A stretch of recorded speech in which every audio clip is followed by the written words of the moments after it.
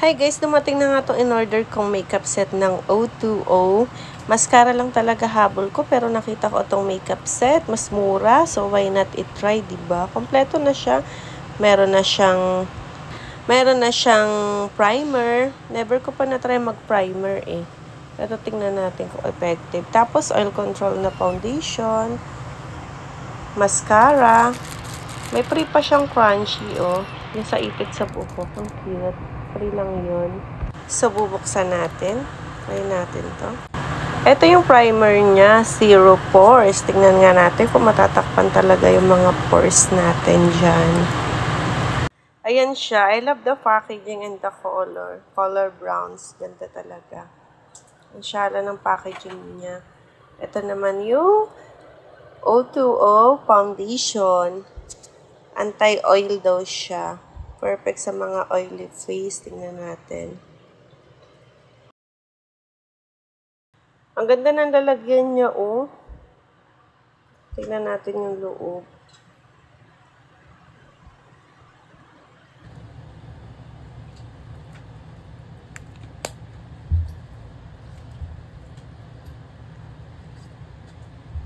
Ito naman yung blush on nila. Easy to blend lang to.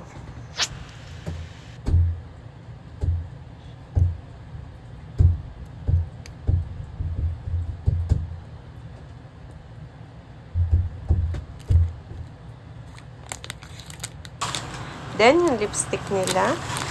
Itong mascara. Ito talaga habol ko. Ganito talaga gamit ko. Mahaba kasi pilik mata mo talaga pag ginagamit mo to. Kaso naubos na kasi yung ano. So, napa-order ako ulit. At syempre, itong curler. Partner yan. Actually, may ganito na ako eh. Oh. Ito yung nakaraan kong in-order. Mascara and curler. Partner na sila. Kaso naubos na kasi yung mascara ko. So, nag-order ako ulit. Pero yung curler ko is okay pa. So, itatabi ko na lang itong bago. Kasi, reserve ba? Sayang. Para pag nasira yung isa. Ang cute nitong ipit sa buhok. Oh, free lang. So, ayan. Itatry natin to. So, ayan. May makeup na ako. Try natin. Ang daming good reviews kasi about that product. Hello! Hammer. Try natin tong poreless primer. Hindi talaga ako nagpa-primer pag nag-makeup. So, this is my first time to use primer. Tignan natin kung ma-hide ang mga pores ko. Konti lang naman yung pores ko.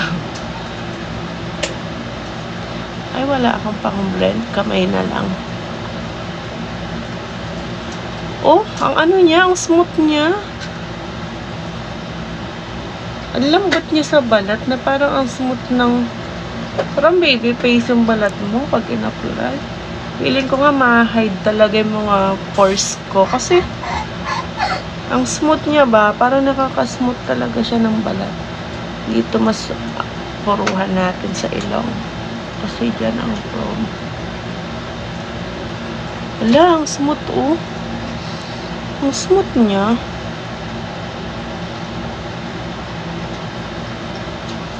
Ang lambot na mukha ko. Oh. Ang lambot niya sa mukha. Ayan, nakaset na. Lagay ko tong concealer ko dito. Ito, ibang brand tong concealer ko. Hindi kasi kasama sa makeup set yung concealer. Wala akong sinamang concealer. Takpan lang ang mga blemishes. Ito ibang brand to, Maybelline. Wala kasi siyang kasamang concealer. Mabili kong set. So, blend lang. Summer!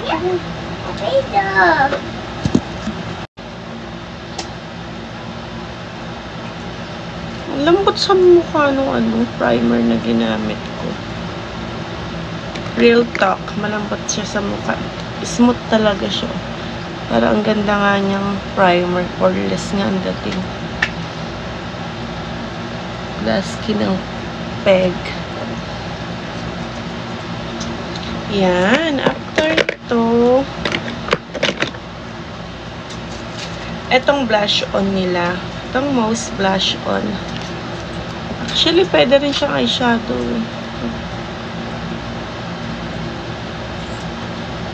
So, eyeshadow ko na rin siya.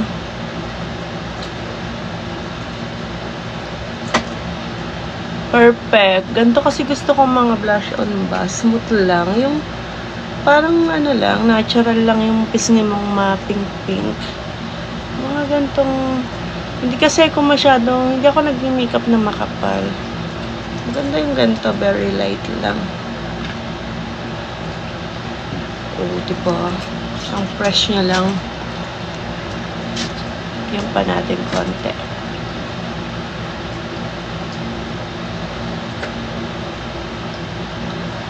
Talagang hindi ako pantay mag-blush on. Ewan ko ba? Nahirapan ako mag-blush on.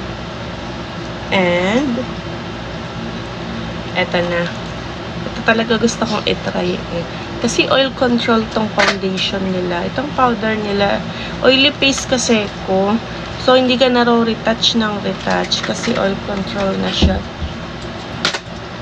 So, let's see kung ilang hours bago ako mag-retouch dito sa... Ang ganda oh!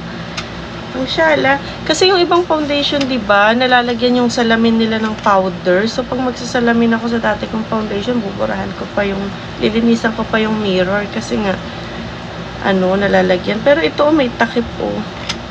So, hindi talaga malalagyan to. Very seal. Hindi madudumihan yung mirror ng foundation. Hindi na kailangan. Saka ang social, oh, may ganito siya. Parang pang mayamang retouch lang. Yan, let's see. Ivory nga pala tong shades na ginamit ko, light. Maputi kasi yung mukha ko eh.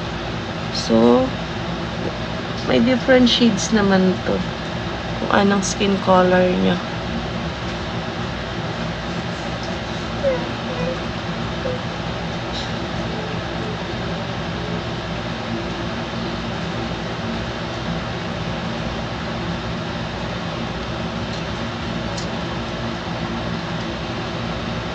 Ganda ng ano.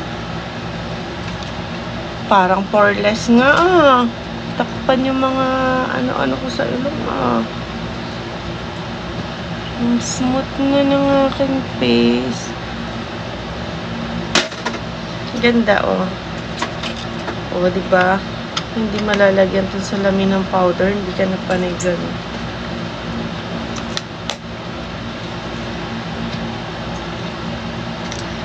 Ito talaga gamit ko ever since kasi nakakahaba siya ng pilik mata sa waterproof. Naubos na tong isa ko eh.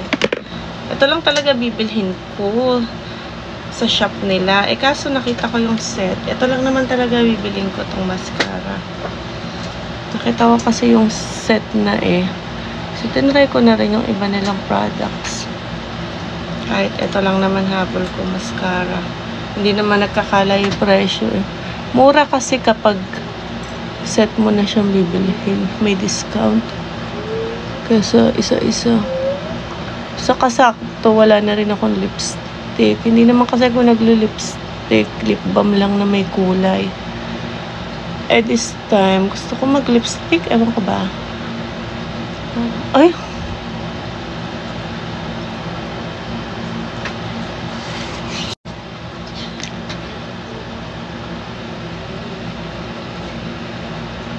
Lang, mahaba na yung pilik mata ko. Nakakahaba talaga siya. Perfecto sa mga maiksi ang pilik mata. Saka waterproof, kahit maiyak-iyak ka. Hindi siya kukulay. Oh.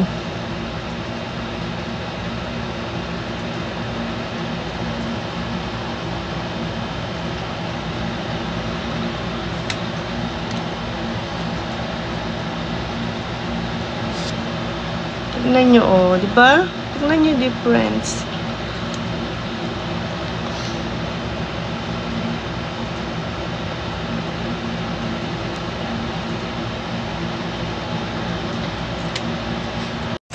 You look like a Barbie girl.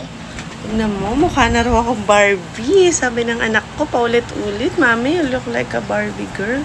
Tignan nyo yung difference. Diba? Oh. Ganda, oh. Tignan nyo, oh. Tignan nyo to.